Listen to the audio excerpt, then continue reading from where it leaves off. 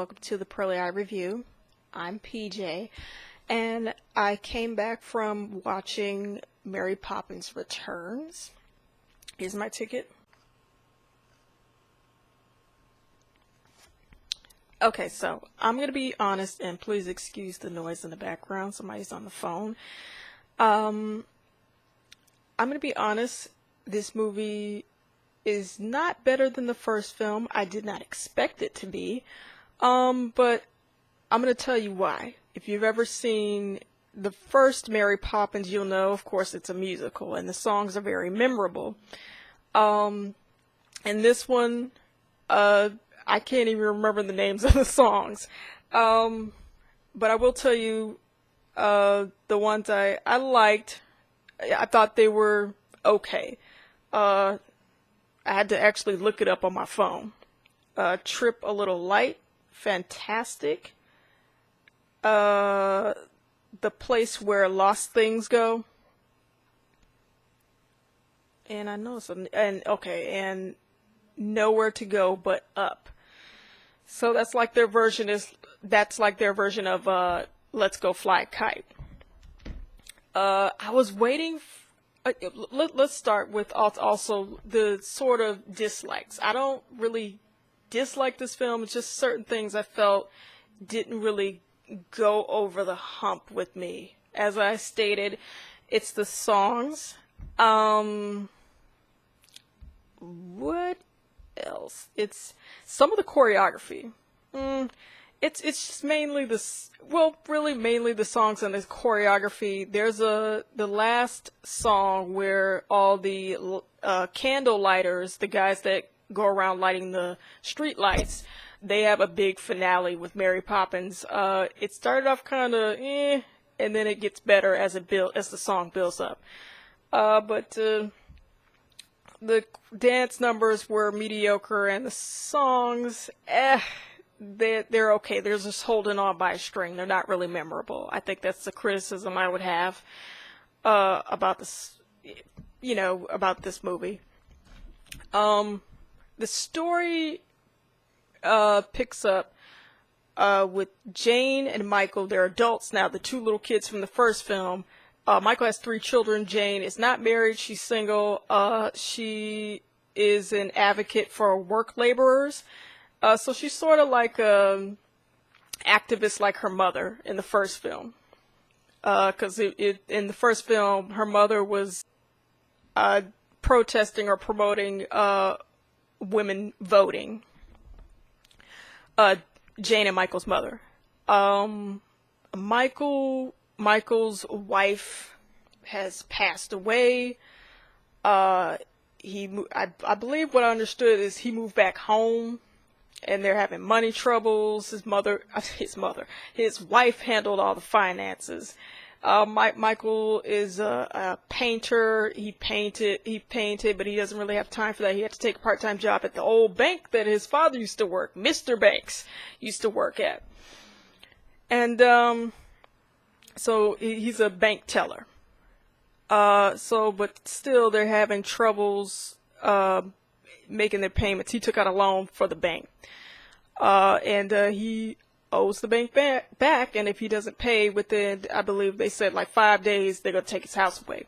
So the kids, I think what was kind of funny, and you notice that the kids are more mature than the adults in this house, than Jane and Michael. Jane comes over, she has her own place, a small little flat. She comes over to help with the kids and Michael if he ever needs it. Jane, his sister Jane.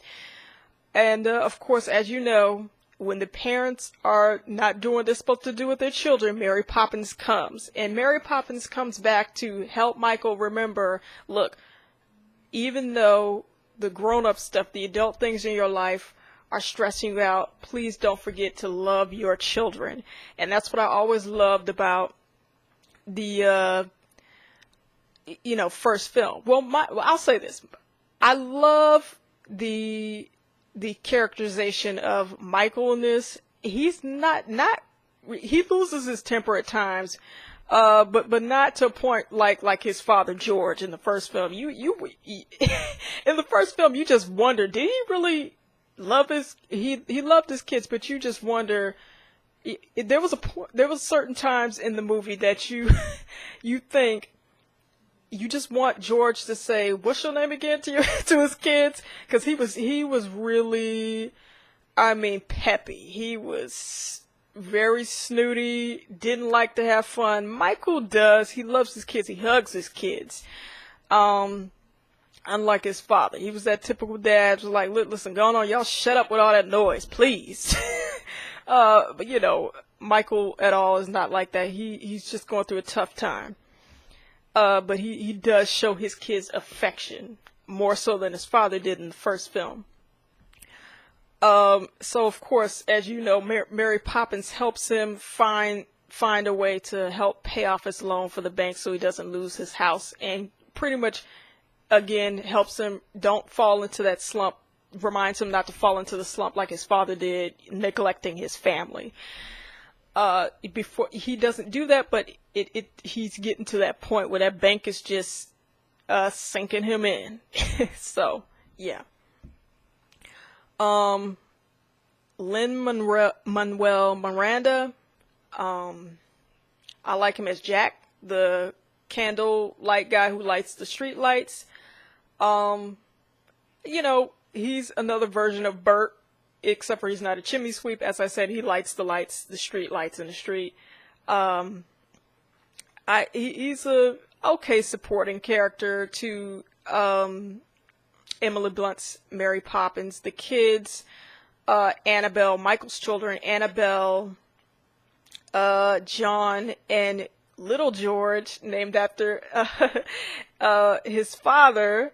They're cute kids. They're not annoying. They don't overdo it. They're just fine. They're not too much. And of course, Mary Poppins, Emily Blunt. I think she's good as Mary Poppins. It's not better than Julie Andrews, but she made it her own version of Mary Poppins that fits this particular film. Yeah, I believe that she was Mary Poppins. It wasn't like, she takes me out of it. I just can't.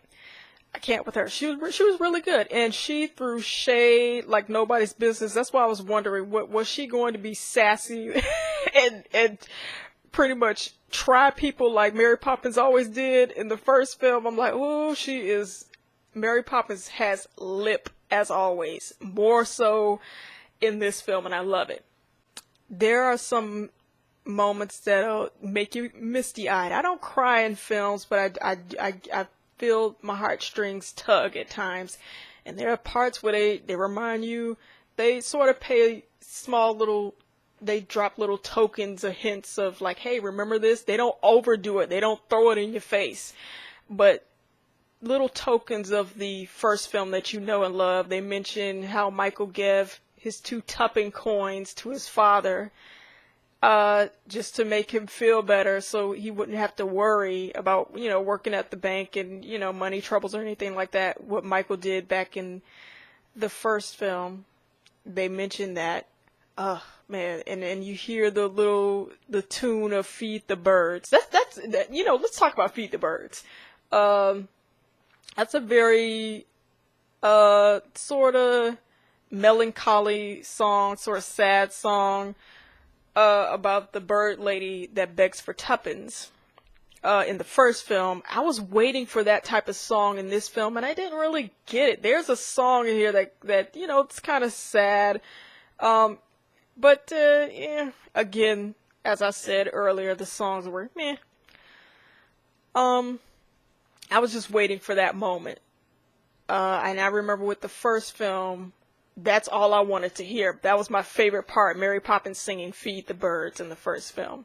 But the part, and there's also a part where Michael, he had a talk with his kids, and I like the fact that he was real with his children. He just lined his children up and said, listen, I don't know what to do. I just don't know what to do.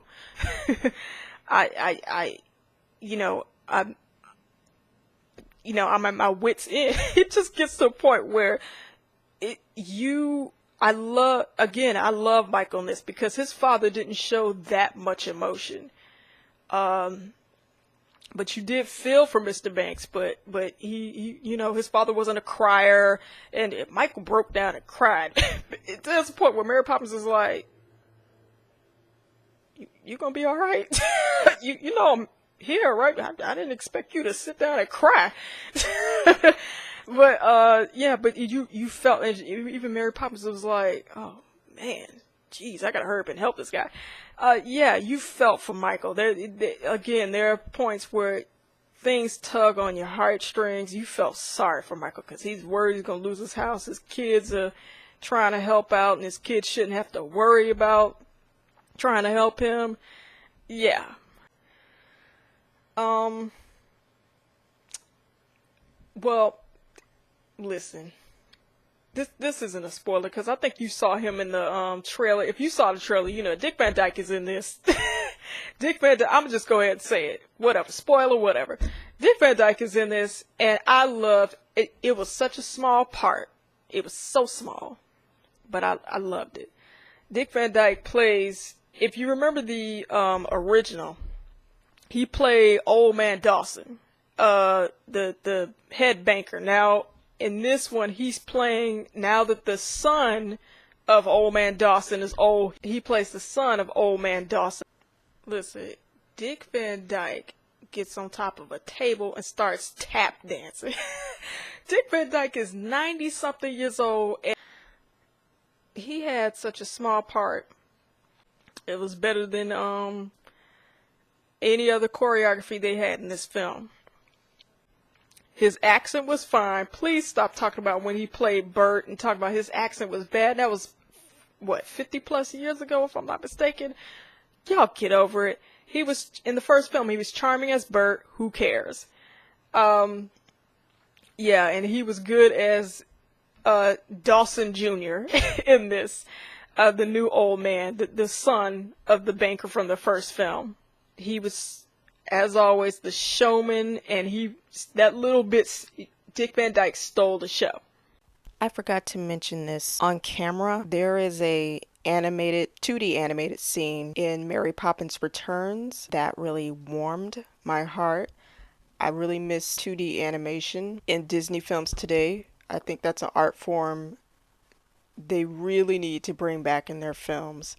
And that was another nod to the original film that they did in Mary Poppins Returns. Okay, what I recommend is, if you've never seen Mary Poppins, go ahead and watch the first one, then Saving Mr. Banks, and then come back and watch Mary Poppins Returns. Because this film really is for Mary Poppins fans. You have to see the first film to really get it. And appreciate it. Yeah, if you're not a fan, you never saw Mary Poppins, I would say, well, it is family friendly, but I would say stay at home and watch it until it comes out on DVD, Blu-ray, or, you stream, however you watch your films at home. But if you're a fan, of course, go and see this.